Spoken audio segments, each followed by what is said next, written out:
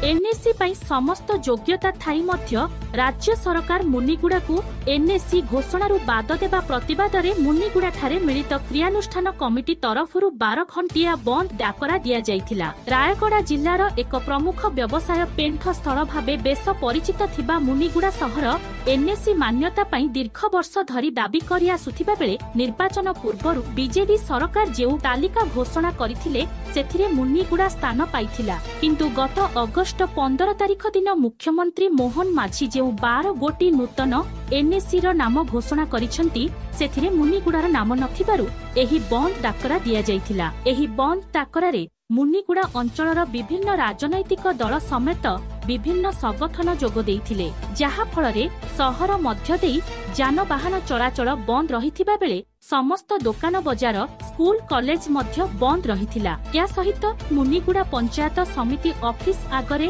धारणा रे बसिछंती विभिन्न संघ एवं मुनिगुड़ा रे बंद रो प्रभाव संपूर्ण सफल होइथिबा बेले विभिन्न संगठन तरफरु रैली मध्य करा जाइथिला। रायगड़ा जिल्ला मुनिगुड़ारू अजित कुमार गौड़ंक रिपोर्ट श्रीक्षेत्र न्यूज। निश्चित भाव में करने कथा सरकार मु कहबी सरकार निश्चित भाव में अन्याय अति अन्याय करी रायगड़ा जिले में जदि एनएससी डिक्लेयर करने सरकार चाहती ताहले रायगड़ा जिले में प्रथम मुनिगुड़ा देवा कथा। मुनिगुड़ा जेहेतु गंजाम कलाहांडी फुलवाणी ये तीनोटी जिलार पेंठस्थली बिजनेस सेंटर एठारे ट्रेन कम्युनिकेशन बस कम्युनिकेशन सबू दृष्टि मुनिगुड़ा गोटे एनएससी योग्य। पूर्व सरकार एनएससी जहाँ डिक्लेयर करथिले किंतु वर्तमान सरकार को हिसाब रे मुनिगुड़ा को बाद देले यह अति दुख परितापर विषय। कौन सी स्वार्थ रखिकी बोधे सरकार मुनिगुड़ा को एनएससी बाद देइचंती बोली आमे अनुमान करूँ। तेणु आज मुनिगुड़ावासी आमे समस्ते प्रत्येक अनुष्ठान प्रत्येक संगठन यार प्रतिवाद करी राजरास्तार ओह्लैछु। आगामी दिन में सरकार यार कौन सी एनएससी करने चेष्टा न करती ताहले आगामी दिन में भयंकर भाव आंदोलन हेबो। या किए अटकी पारे ना।